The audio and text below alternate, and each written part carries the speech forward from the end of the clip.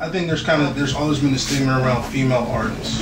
And one thing I was doing my research about you was you actually kind of took a break for a little bit, came back in 08. You know, being that you are that female artist, being that you're just kind of a dope artist, period, what's kind of some of the things that allowed you to really feel like you could take that break and come back and kind of just hit the road running? I think I've never really felt pressure to be like, we got to get something out, or else someone's going to come into my lane.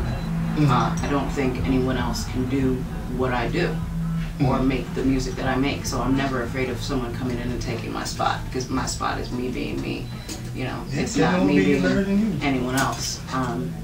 So yeah, kind of not feeling pressure to be like, I gotta put out something every 2 weeks, and you know, I can step away, and when I come back, it'll always be dope. I was really egotistical. Man, kind of stemming from that, man, who do you consider dope? Who's somebody you actually like listening to? I gotta say that I haven't been doing a lot of hip-hop in the past few years, and I think that's just because I was working on my own shit. And when I do that, I tend to not want to listen to stuff, and then, you know, I go back and listen to the song, I'm like, shit, you know, I drew from that subconsciously, not to something else. What's been great, Pharaoh and I became really, really good friends over the past year or so. He was working on War, and I've been working on Cake of Death, and it's been great to find someone else completely insane, you know, who listens to music and appreciates words and phrasing and melodies the same way. So I think his album's absolutely incredible. So yeah, you know, and I think at first it was like, oh my God, it's Pharaoh, and then shut up, Pharaoh. But yeah, it's great to, you know, constantly be inspired and challenged, you know, and to have people like Qua and Pharaoh come around and be like, hey, I just wrote this new verse. I'm like, well, now I don't want to fucking write anything. Why would you call me and tell me that shit? I feel horribly inadequate. But yeah, having you know, genius around you. Genius tends to bring on greater genius. Yeah.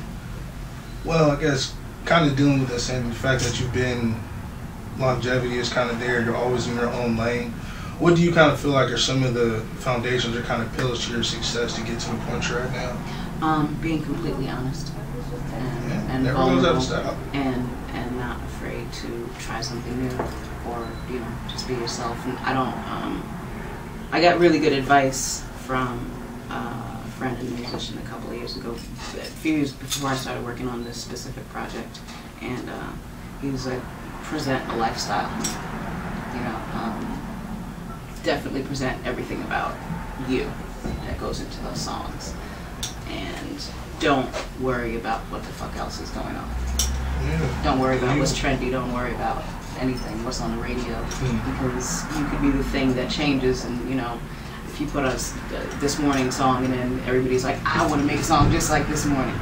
So yeah, not being afraid to completely ignore everything that's popular, but be smart about it. Yeah, definitely a little, you know, tactical with it.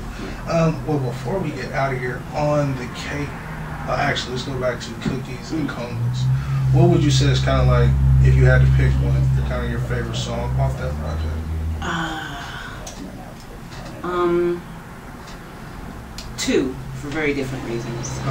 Case Basket, because it was just a complete. I think it's really interesting.